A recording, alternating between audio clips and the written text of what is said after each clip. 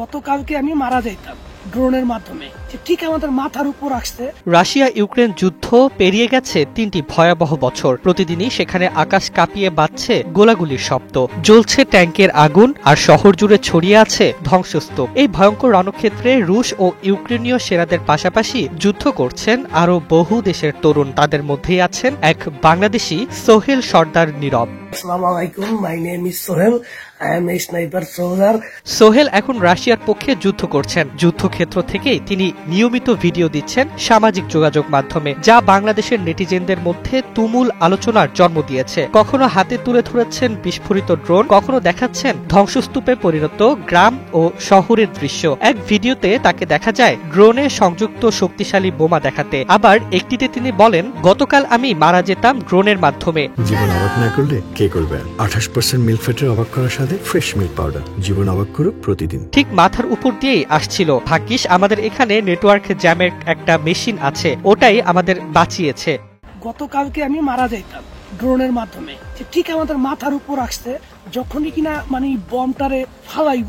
তার এসব ভিডিও এখন লাখো মানুষ দেখছেন, কেউ আতঙ্কে, কেউ বা কৌতূহলে, কেউ অনুরোধ করছেন গুলির দৃশ্য না দেখাতে, আবার কেউ সোহেলের সাহসিকতায় অবাক।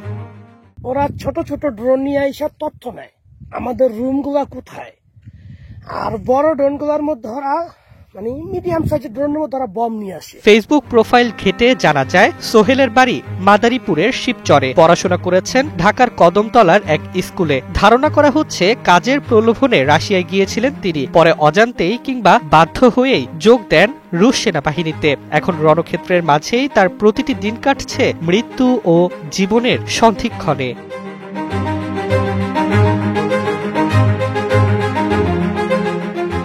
সোহেলের মতো আরো অনেক বাংলাদেশের ভাগ্য জড়িয়ে গেছে এই যুদ্ধের সঙ্গে। অভিযোগ উঠেছে, কাজের প্রতিশ্রুতি দিয়ে রাশিয়ায় নেওয়ার পর জোর করে সেনাবাহিনীতে পাঠানো হচ্ছে তাদের। কেউ নিখোঁজ, কেউ প্রাণ হারিয়েছেন, যাদের গল্প শেষ হয়েছে ইউক্রেনের মাটিতে।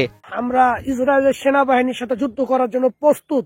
ব্রিটিশ গোয়েন্দা সংস্থার তথ্যে জানা যায়, গত এক বছরে প্রায় 1000 বিদেশি রাশিয়ার হয়ে যুদ্ধ করেছেন, যাদের বড় অংশ দক্ষিণ ও দক্ষিণ পূর্ব এশিয়ার নাগরিক। তাদের মধ্যে উল্লেখযোগ্য সংখ্যক বাংলাদেশীও রয়েছেন। রাশিয়া ইউক্রেন যুদ্ধের এই ভয়ঙ্কর বাস্তবতায় সোহেল সর্দারের ভিডিওগুলো এখন শুধু ভাইরাল কন্টেন্ট নয়, বরং হয়ে উঠেছে যুদ্ধের মাঝে বাংলাদেশি তরুণদের এক করুণ ও অচেনা বাস্তবতার প্রতিচ্ছবি।